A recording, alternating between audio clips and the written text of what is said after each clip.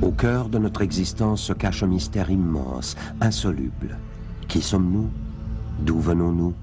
Où allons-nous? C'est dans ces trois questions fondamentales que se manifeste notre besoin de sacré.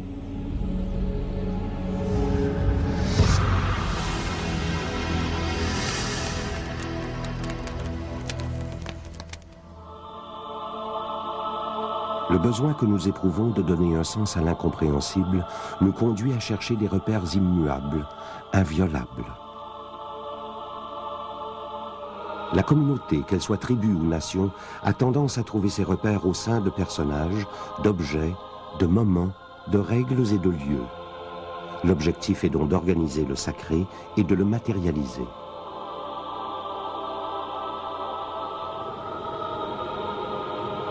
Dans les montagnes les plus hautes et les vallées les plus profondes, autour d'un feu, d'une pierre ou d'un autel, nous avons éprouvé très tôt le besoin de délimiter des espaces sacrés.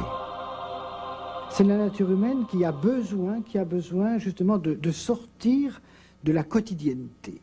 Car qu'est-ce que c'est qu'un lieu sacré? C'est un lieu qui est en dehors de la vie quotidienne. C'est un lieu qu'on a mis à part.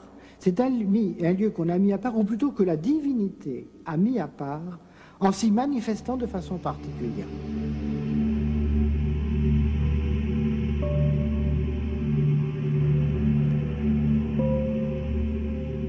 Les constructions sacrées font appel à des lieux spécifiques, au-dessus des limites humaines.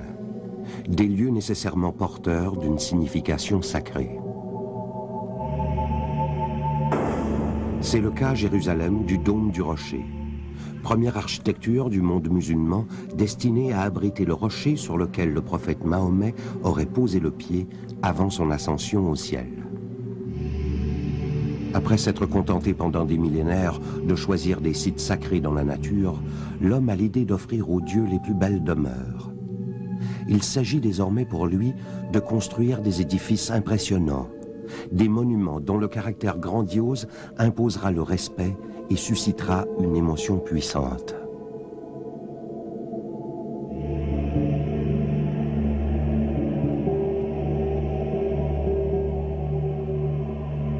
Dans une église, on entre, on se recueille, ça n'est pas n'importe quel édifice.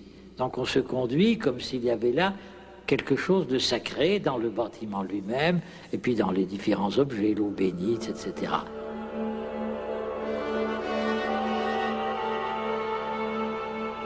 Des règles précises, géométriques ou astronomiques, président à la construction des édifices sacrés. Dans certaines cultures, on décide de l'emplacement d'une maison, d'un palais, d'une tombe ou d'une ville entière selon l'emplacement des arbres, des plans d'eau ou encore de la configuration du sol.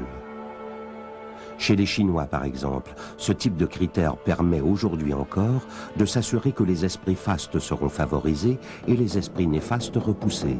Cette tradition est le feng shui.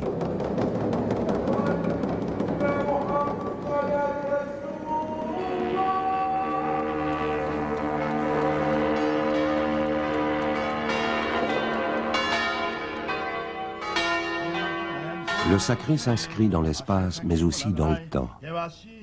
En effet, il faut à l'homme des repères temporels pour se mettre en relation avec les mystères infinis. Moment de recueillement ou moment d'exaltation. Moments individuels ou collectifs. Moments de joie ou de peine.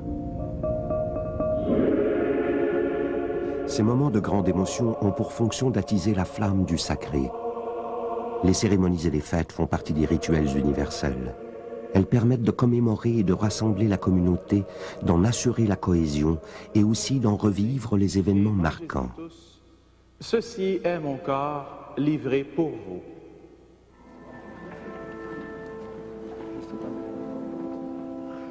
Pour certains chrétiens, la messe et la communion commémorent la scène, le dernier repas du Christ. Pour les Juifs, la présentation solennelle de la Torah aux fidèles rappelle celle des tables de la loi par Moïse à sa descente du mont Sinaï. L'Eid al-Adha est pour les musulmans la célébration symbolique du sacrifice d'Abraham, l'un des prophètes des 3 grandes religions monothéistes. Parce que le sacré est bien distinct du quotidien. Il en découle une conception distincte du temps. Le temps qui marque, par exemple, le déroulement d'un rite associé à un récit mythologique. Ce temps est tout le contraire de ce qui est linéaire, chronologique, circonscrit. C'est donc un temps régénérateur, un temps éternel et cyclique, que l'on pourrait qualifier d'anti-temps. Eternal, it is cyclical, it is a timeless time. Il existe également d'autres formes de reconstitution symbolique. C'est le cas par exemple de la danse, du théâtre, de la peinture ou de la sculpture.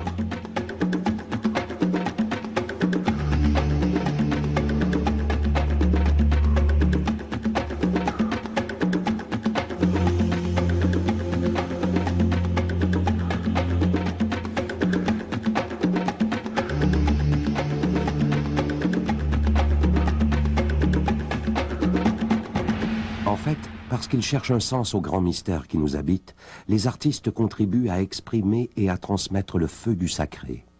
À leur façon, ils nous relient au monde de l'incompréhensible. La relation avec les choses qui nous dépassent a été assurée très tôt par les êtres humains eux-mêmes. Dans les premiers temps, c'est aux anciens, compte tenu de leur expérience, que revient cette fonction. On se fait également conseiller par l'esprit des ancêtres, gardiens de l'ordre sacré. Parce qu'ils intercèdent auprès des dieux, ces individus, morts ou vivants, sont considérés comme infaillibles. Pour vivre en paix et en harmonie, il suffit de les écouter et de se laisser guider par eux. Et là, il y a tout le concept de hiérarchie qui intervient. D'ailleurs, hiérarchie, là, si on prend l'étymologie grecque, c'est hieros, archon, c'est l'ordre sacré. Hieros, c'est le sacré. Donc, l'idée de hiérarchie, c'est imaginer qu'il y a un ordre dans le monde réel, mais invisible, donc le monde qui est plus vrai que celui de tous les jours, que celui des apparences. Il y a un ordre, et dans cet ordre-là, il y a des forces, et il y a des personnages auxquels on doit, d'une certaine façon, prêter allégeance et se soumettre. Griots, chamans, prêtres, ils sont tous porteurs du récit sacré. En cela, ils sont seuls à pouvoir accéder, à comprendre et à transmettre les textes sacrés. Des textes qui transmettent aux hommes des règles de conduite.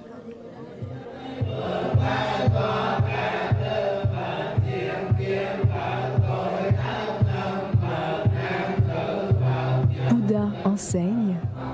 Donne ce dont les autres ont un besoin urgent. Use de paroles bienveillantes en toutes circonstances. Et Dieu dit, un seul Dieu tu adoreras et aimeras parfaitement. Père et mère tu honoreras afin de vivre longuement. Parole de Mahomet. Lui est Allah. Il n'y a pas d'autre Dieu que lui. À lui l'autorité suprême. C'est à lui Déclaration que vous retournerez. universelle des droits de l'homme. Tous les êtres humains naissent libres et égaux, en dignité et en droit. Tout individu a droit à la vie, à la liberté et à la Avec le temps, les lois, les règles du sacré religieux deviennent les lois et les règles des sociétés humaines. Dans les faits, ces lois découlent de l'expérience quotidienne. Elles permettent d'écarter toute situation susceptible de menacer l'équilibre de la communauté. Tout ordre social comporte des règles auxquelles doit se plier l'individu pour assurer la cohésion de son groupe. Une transgression des règles entraîne le plus souvent une sanction.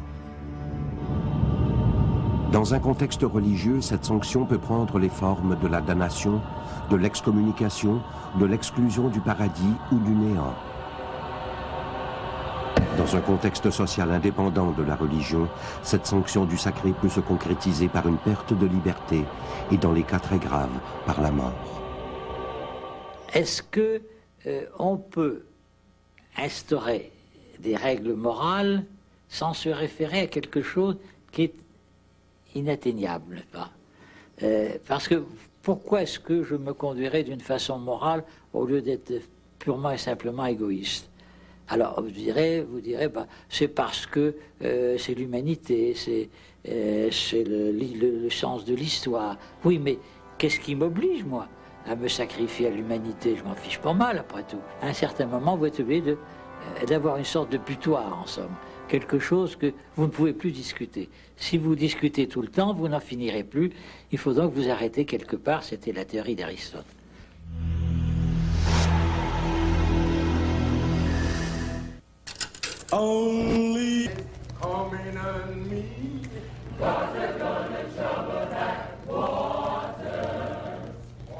Dans les sociétés de type traditionnel, c'est au sein d'institutions religieuses que s'est organisé le sacré.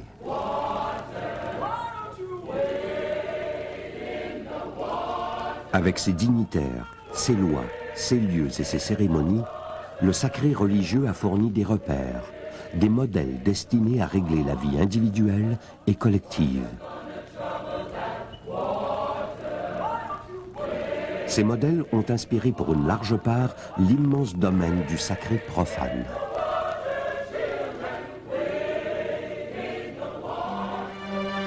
Ainsi, la démocratie, le capitalisme ou même le communisme se sont élaborés sur un modèle religieux.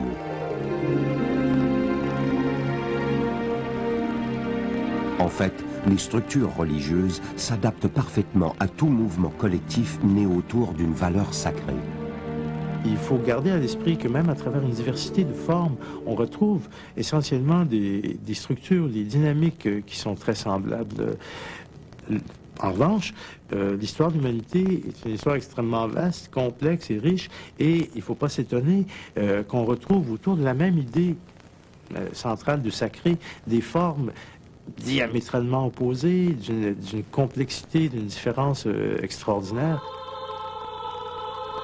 Qu'elle soit de nature religieuse ou profane, l'organisation entourant le domaine du sacré permet de définir une orientation commune. Mais cette orientation fige également les comportements. Elle ne laisse aucune place à la remise en question, encore moins à la contestation. Dans ce cadre rigide, il arrive régulièrement que des individus déçus décident de ne plus respecter les dogmes, les lois et les valeurs sacrées établies. Ces remises en question constituent une forme de transgression de l'ordre sacré. Parfois, elles sont favorisées par l'institution elle-même. Les fêtes païennes et les carnavals ont à cet égard un objectif bien précis, celui d'entretenir et de régénérer la flamme du sacré de chaque individu en lui permettant de transgresser momentanément les règles. Quand c'est le carnaval, on peut penser au célèbre carnaval de Rio, par exemple. Il n'y a plus rien qui tient, il n'y a plus de lois qui tiennent, il n'y a plus de règles qui tiennent. Tout est à l'envers, à tous les points de vue. D'ailleurs, on ne travaille plus, on fête, les interdits, les tabous sexuels sont complètement chambardés, bon, pendant quelques jours. Par contre, c'est toujours de l'ordre de l'excès de vie, dont on espère revenir rechargé, plus vivant, plus en mesure de continuer, au fond, à vivre, parce qu'on va avoir l'impression d'avoir touché au sacré.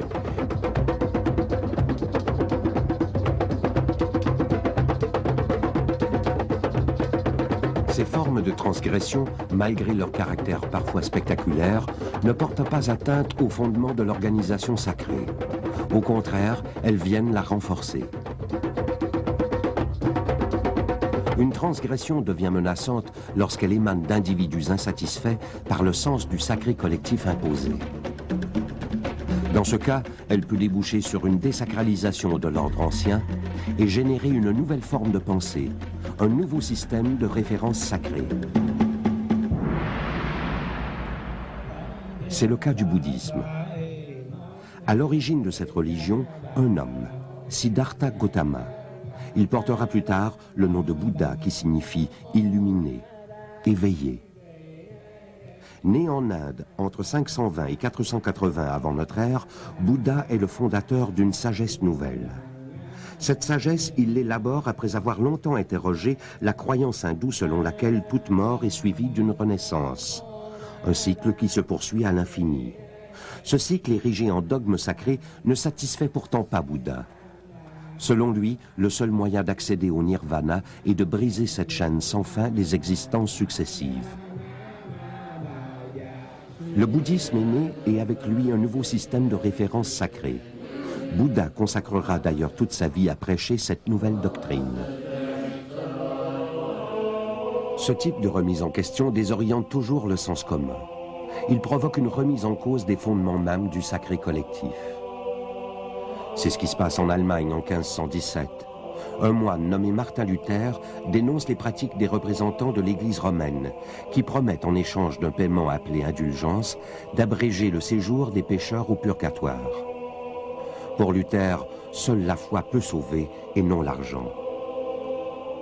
Il en vient à considérer que les représentants de l'Église romaine interprètent mal la Bible et qu'il appartient aux fidèles de comprendre eux-mêmes les Saintes Écritures. Le mouvement de la réforme amorcé par Luther soustrait l'Europe du Nord à l'emprise du Vatican, ce qui conduit à une longue série de guerres de religion entre protestants et catholiques.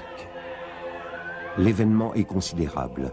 Il ouvre la voie à de nouvelles remises en question. Un processus de désacralisation est amorcé. Désormais, il devient possible de douter. D'abord avec la science.